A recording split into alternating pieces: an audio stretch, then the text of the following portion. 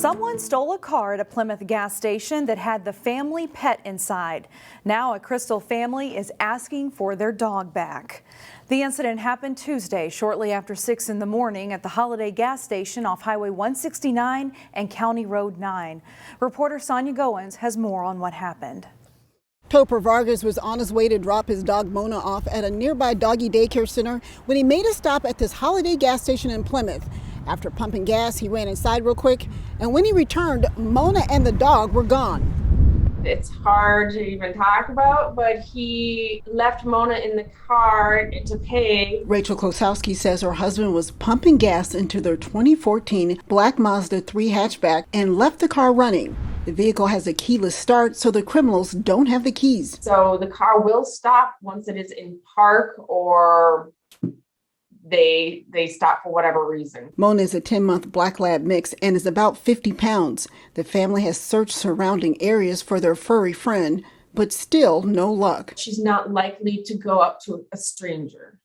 She has been fearful her whole entire life. The family got Mona as a puppy so she could be raised with their toddler daughter. Our 2-year-old, we told her that Mona is on for an adventure. Now they just want their four-legged friend back home. I'm assuming she's very, very panicked. She's used to sleeping in my bed at night. So this will be the first night she's either on the streets or still locked or in that car somewhere. In Plymouth, Sonia Goins, CCX News.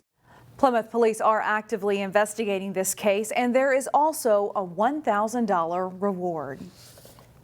A large med tech manufacturer is making plans to move to Maple Grove, which would make it one of the largest private employers in the city.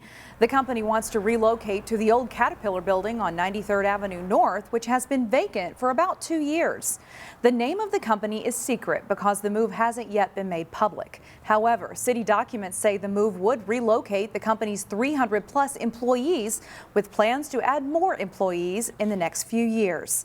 The business is a manufacturer of precision parts for medical devices and has plans to invest more than $4 million into the property and new machines for it. The full move is estimated to take almost 2 years. Come Friday, the city of Brooklyn Park can celebrate a new brewery and tap room, the only one of its kind in the city. It's called Heavy Rotation Brewing. Today, Corey Bork takes us inside and gives us a taste of what you can expect. We looked at a couple places. We came here, fell in love with this place, the neighborhood, everything about it. Inside this brand new building. We started talking about it, what, maybe 2 years ago? Yeah. I mean, we've known each other for quite a while. Co-owners Ken Smith and Josh Denny are awaiting their version of opening day. We would have been open a little while ago, but we had some supply chain issues, right, like everybody has had. They are part of a 3-person ownership team along with Ken's uncle, Scott. The diversity of the neighborhood's perfect because beer, we have a very diverse lineup of beer. Beer's for everybody, right? They'll offer a diversity of beer. We did a bunch of back and forth group text. We all threw out a different name. With a name that fits. Josh's choice stuck. So he just tossed out, what about Heavy Rotation? And then it worked with the system and it worked with everything. Beers that are constantly changing. We're gonna have different styles of music playing through our speakers or live and in-house. Everything rotating, from the vinyl-themed beer flight server to even the arcade machine. And yoga. Obviously, right? Like big yoga people, so. This rotation came together quicker than most expected. It's been pretty smooth, all things considered. Talk about the industry people, a lot of them were like, oh, it's gonna take you a year and a half, whatever to open. So when we say, well, we broke ground mid-November, opening in April, they're kind of like, wow, that's kind of crazy. We have 8 uni tanks.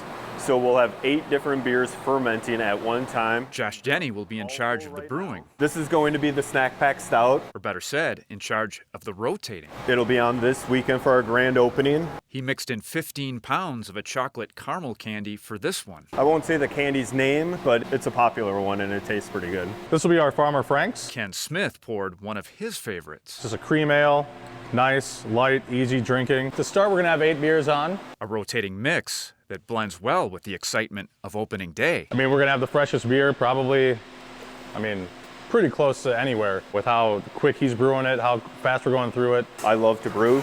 I get to do it more often and then find out what Brooklyn Park wants to drink and start making that for them. We just said, hey, we wanna make this a spot, so we did what we could to make that happen. Another exciting part of this for the new brewery is a new restaurant will be opening right next door this summer. In Brooklyn Park, Corey Bork, CCX News.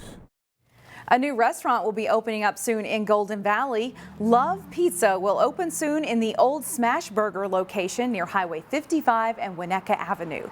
Their website says they will have coal-fired pizza and bar-style pizza, meatballs and fresh salads, plus an outdoor patio this summer. Love Pizza plans to open up April 20th, and while the pizzeria advertises free delivery, they say they will not be using third-party delivery services in order to maintain quality. With the rumblings of election season 2022 already here, the Robbinsdale School Board briefly discussed requiring a primary if there were more than 9 people who filed to run for the school board. Since 1999, only 3 races would have met that criteria for a primary. After some discussion, board member Michael Herring removed the resolution from consideration after it was determined it would not have enough votes to pass. Board members expressed concerns that a primary race might discourage people from running.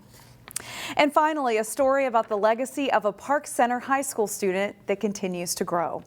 A celebration to remember an alumni named Mustafa Sarim, who was nicknamed Mo, brought together a large crowd over the weekend, all to award 8 local students with $5,000 scholarships. When Mo passed away 4 years ago, friends and family came together to create the Mo 123 Scholarship Fund and give awards to, quote, help passionate students make the world a better place through the pursuit of their education.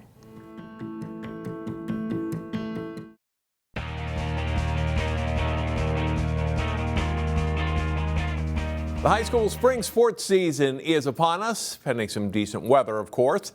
One of this area's top baseball teams has high hopes for the season.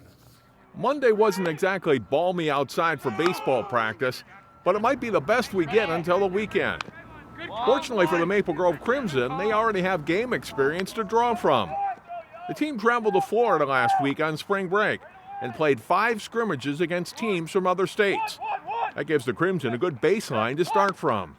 I think it helps a lot because you get to see the kids, like you said, in action, where when you get out here, sometimes your first day outside in Minnesota is your actual first game.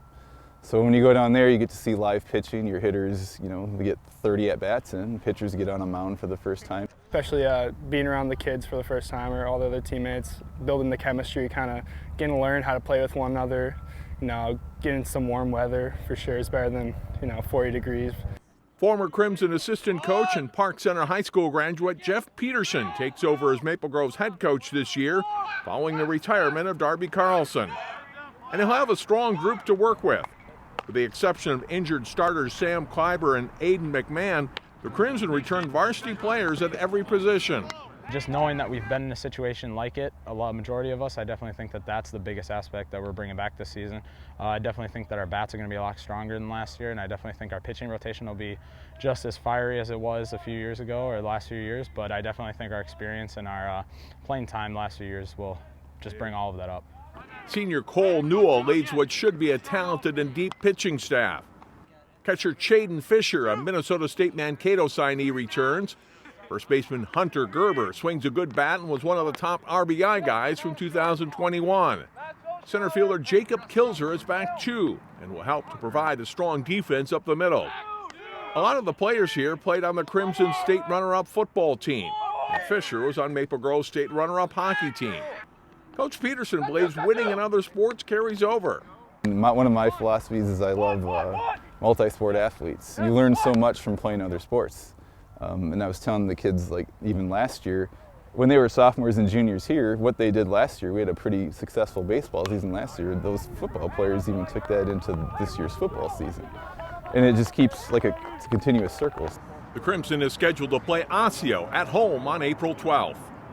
The Osseo softball program also has a new head coach. Jay Wilcox has a preview of the Orioles. For the first time since the early 2000s, there's a new head softball coach at Osseo. Tarek Morey, a former JV coach at Fridley, takes over for Eric Ruska. It's been really fun. There's a big hole to fill because of Ruska. He's been here forever, but Tarek's had a lot of positivity and just a lot of encouragement for us, and he's super excited to work with us, so it's really fun to see. Yeah, things have been great. Attitude's been phenomenal. We just got back from spring break where we took a group of 14 girls down to Kansas City to work on some team bonding, get some practice in, get a chance to be outside. In addition to the trip to Kansas City, the Orioles have been able to get outside more than many teams because of the turf field they play on. Yeah, I think it is a lot of help, and with the rain and the weather at this time of year, our turf actually, we can adjust to it more because it's not like always soaked as the dirt, and we can get on the field right away. The Orioles return a good varsity group from a young team that took some lumps last season. They feel pretty good about this group and the possibilities to improve. I feel like we're a pretty strong team. We're a pretty young team, but we have a lot of talent, and I'm pretty excited just to see how we improve over the season. I think we're going to be pretty good this year. We have a lot of varsity returners, and most of our girls have played varsity games like in general. So we're really excited. We think we're going to be pretty good this year. We'll see how far the new-look Orioles can go. Jay Wilcox, CCX Sports. Find more prep sports games and highlights at ccxmedia.org and follow us on social media.